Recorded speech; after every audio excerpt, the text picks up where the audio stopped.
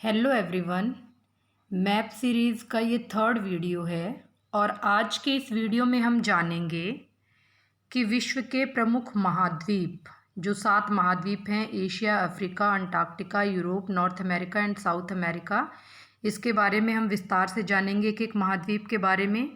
इसके साथ ही हम विश्व के जो प्रमुख महासागर हैं, Pacific ocean, Atlantic, Indian, southern ocean and Arctic ocean, इनके बारे में जानेंगे।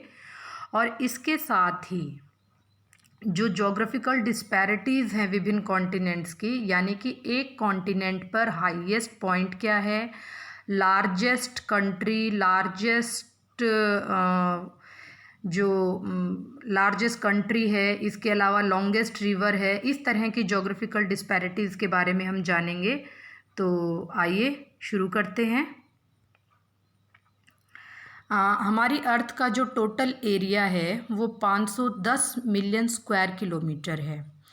इस 510 मिलियन स्क्वायर किलोमीटर का 29.2% लैंड है जिसे हम कॉन्टिनेंट कहते हैं, और इसका 70.8% वाटर है जिसे हम ओशियंस कहते हैं। तो इस तरह कॉन्टिनेंट क्या हुआ, कॉन्टिनेंट जो है, जो हमारी अर्थ के 7 बड़े लैंड मासेस हैं उनको हम कॉन्टिनेंट कहते हैं, यानी कि विशाल भूभाग, उसको हम महाद्वीप कहते हैं। और महासागर क्या है, interconnected body of salt water है, यानी कि खारा जल है और वो आपस में जुड़ा हुआ है, इंटरकनेक्टेड है, क्योंकि आप महासागर जो भी देखेंगे उनके बीच में कहीं कोई रुकावट नहीं है। महासागरों का जल पूरी पृथ्वी पर समान रूप से मिला हुआ है, तो इसीलिए जो सी का लेवल है वो हमेशा एक रहता है। ये देखिए मैप है आपके सामने। विश्व के जो 7 महाद्वीप हैं वो इसमें आपको स्पष्ट दिखाई दे रहे हैं। विभिन्न रंगों का मैप मैंने लिया है ताकि समझने में आसानी हो, और महासागरों के नाम भी लिखे हुए हैं। तो इस मैप को देखते हुए हम जो है पता करेंगे कि कौन से महाद्वीप बड़े हैं और कौन से महाद्वीप छोटे हैं। बड़े से छोटे की तरफ हम चलेंगे। तो आप रंग के माध्यम से देख पाएंगे कि सबसे बड़ा जो महाद्वीप है वो एशिया है। ओके, एशिया के बाद दूसरा बड़ा महाद्वीप जो है वो अफ्रीका है, और तीसरा बड़ा महाद्वीप नॉर्थ अमेरिका है। अब आपको इस मैप में नॉर्थ अमेरिका अफ्रीका से बड़ा दिखाई दे रहा होगा, आपको दिखाई देना भी चाहिए, क्योंकि ये जो मैप है ये फ्लैट सरफेस पर बना हुआ है। जब आप इन दोनों महाद्वीपों को ग्लोब पर देखेंगे तो इनका एरिया जो है इसी अनुसार होगा, यानी कि अफ्रीका बड़ा होगा और नॉर्थ अमेरिका छोटा होगा। चौथा हमारा महाद्वीप है साउथ अमेरिका। ओके, और साउथ अमेरिका के बाद जो है हमारा महाद्वीप है अंटार्कटिका, ठीक है, जिसे निर्जन महाद्वीप हम कहते हैं। अंटार्कटिका 5वें नंबर का महाद्वीप है आकार के अनुसार। और इसके बाद 2 महाद्वीप बचते हैं, यूरोप और ऑस्ट्रेलिया। आप सहज ही अंदाज़ा लगा सकते हो कि यूरोप इसमें बड़ा है, और वैसे भी हम पढ़ते आए हैं कि ऑस्ट्रेलिया सबसे छोटा महाद्वीप है। तो इसका मतलब 6ठे नंबर पर यूरोप और 7वें नंबर पर ऑस्ट्रेलिया। ये महाद्वीपों का जो है महाद्वीपों की सीक्वेंस है। अब महासागरों की सीक्वेंस भी हम देखें।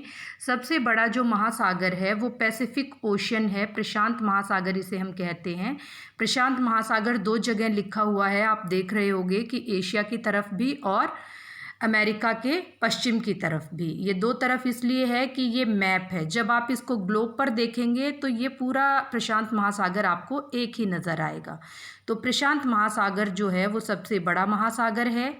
इसके बाद दूसरे नंबर पर अटलांटिक महासागर है, तीसरे नंबर पर इंडियन ओशन है, चौथे नंबर पर हमारा दक्षिणी महासागर है, सदर्न ओशन जिसे हम कहते हैं, और इसके बाद आर्कटिक ओशन है। तो ये जो है 7 महाद्वीप और 5 महासागर हैं। इनको याद करने के लिए आपको जो है इनको इसी ऑर्डर में रखना है।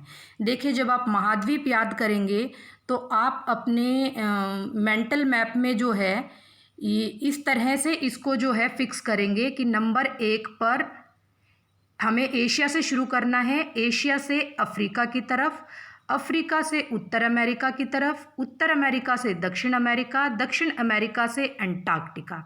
अगर ये एरोज़ आपके ये शेप आपने याद कर ली तो इसके बाद जो है, क्योंकि ऑस्ट्रेलिया सबसे छोटा महाद्वीप है, तो इसके बाद हमें यूरोप की तरफ जाना है और सबसे अंत में ऑस्ट्रेलिया की तरफ जाना है। आप इस तरह से अपने दिमाग में विश्व के मैप को रखेंगे और जो है इसी तरह से इनको दिमाग में फिक्स करेंगे, तो ये सहज ही, आपको कहीं रटने की ज़रूरत नहीं होगी। ये मैप अगर आपके दिमाग में है तो आप इसको आसानी से बता सकते हैं आकार के अनुसार महाद्वीपों का ऑर्डर। और इसी प्रकार जो है हम महासागरों को देखेंगे।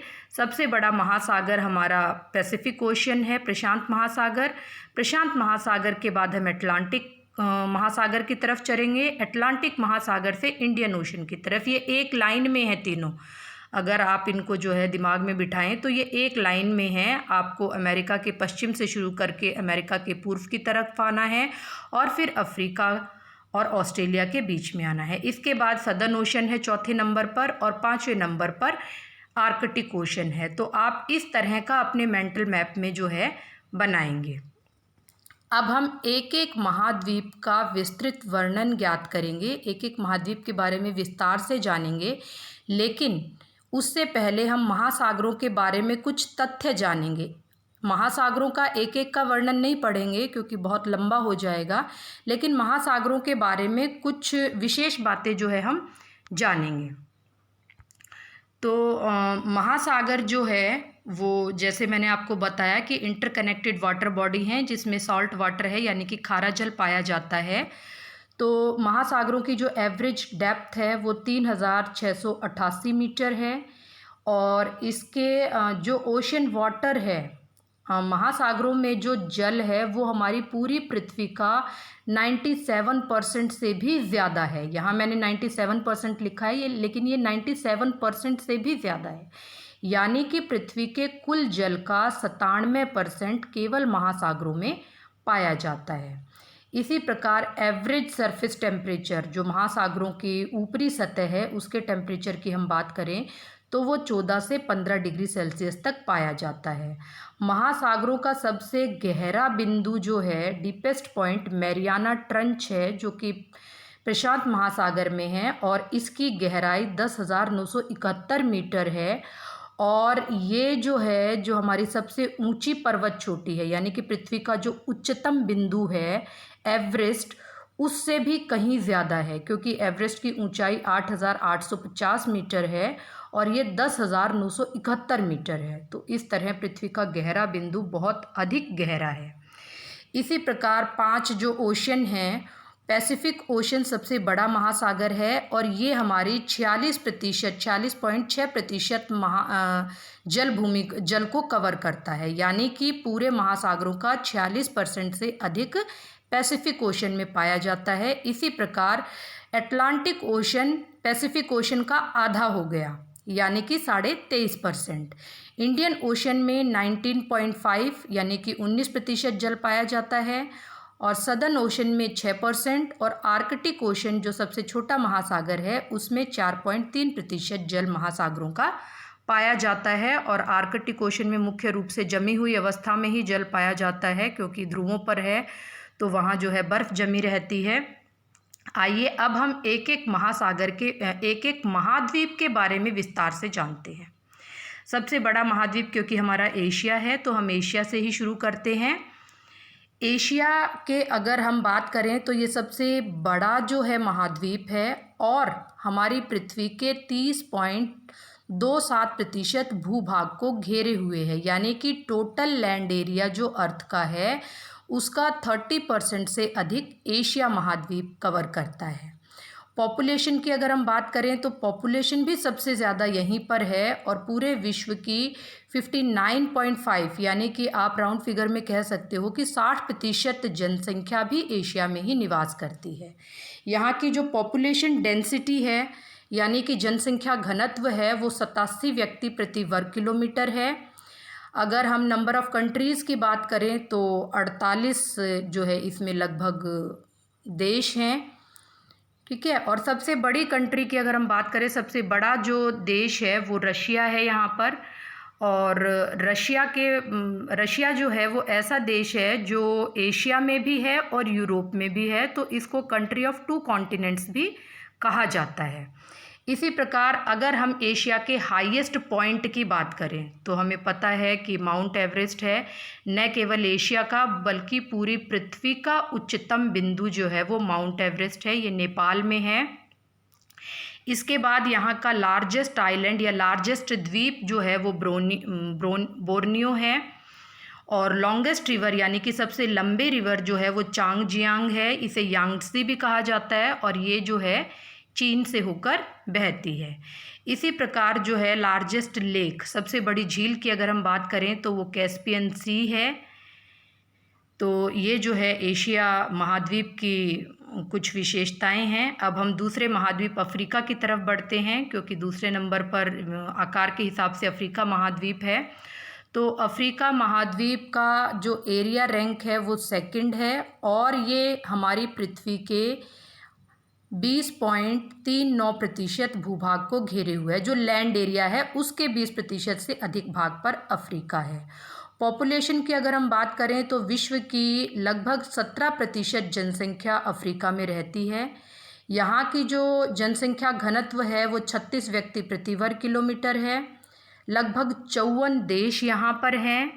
अल्जीरिया यहाँ की सबसे बड़ी कंट्री है, सबसे बड़ा देश अल्जीरिया है। इसके बाद जो है हाईएस्ट पॉइंट यहाँ का किलिमंजारो है। किलिमंजारो जो है वो 5,895 मीटर ऊंचाई पर है, जो हिमालय से काफ़ी नीचा है। और इसके बाद जो लार्जेस्ट आइलैंड है वो मेडागास्कर है। अफ्रीका के पूर्व की तरफ जो मेडागास्कर है वो सबसे बड़ा आइलैंड है यहाँ का। लॉन्गेस्ट रिवर की अगर हम बात करें तो ये जो है 6,695 किलोमीटर की रिवर जो नील नदी है वो बहती है। लंबाई के हिसाब से नील नदी विश्व की सबसे लंबी नदी है। इसी प्रकार अगर हम लार्जेस्ट लेक की बात करें, झील की बात करें, तो वो लेक विक्टोरिया है। आइए अब अगले महाद्वीप की तरफ चलते हैं, नॉर्थ अमेरिका। ठीक है, जो तीसरे नंबर पर हमारा महाद्वीप है आकार के हिसाब से। तो यहाँ पर जो है नॉर्थ अमेरिका में विश्व का लगभग 16% भूभाग है। इसके अलावा यहाँ पर विश्व की 7.7% जनसंख्या रहती है। पॉपुलेशन रैंक अगर हम इस महाद्वीप को दें तो वो 4th होगी, क्योंकि जो है यूरोप की जो जनसंख्या है वो नॉर्थ अमेरिका से ज़्यादा है, तो पॉपुलेशन के हिसाब से यूरोप 3rd है। पॉपुलेशन डेंसिटी की अगर हम बात करें तो 23 व्यक्ति प्रति वर्ग किलोमीटर है। महाद्वीप के आकार के हिसाब से ये काफ़ी कम है। नंबर ऑफ़ कंट्रीज़ यहाँ पर 23 हैं। सबसे बड़ी जो कंट्री है यहाँ पर वो कनाडा है। हाईएस्ट पॉइंट जो है वो माउंट मैकिनले है, जो कि अलास्का में है, और ये 6,194 मीटर है। इसके बाद लार्जेस्ट आइलैंड जो है वो ग्रीनलैंड है। न केवल उत्तर अमेरिका का बल्कि विश्व का सबसे बड़ा जो द्वीप है वो ग्रीनलैंड ही है। यहाँ इस महाद्वीप की जो लॉन्गेस्ट रिवर है, सबसे बड़ी जो रिवर है वो मिसिसिपी है, जो कि 5,669 स्क्वायर किलोमीटर है। और यहाँ की जो सबसे बड़ी झील है वो सुपीरियर लेक है, जो ग्रेट लेक्स कही जाती है अमेरिका की। 5 जो झीलें हैं उनका समूह है, तो उन्हीं में जो लेक सुपीरियर है वो उत्तर अमेरिका महाद्वीप की सबसे बड़ी झील है। अब हम साउथ अमेरिका आ गए हैं।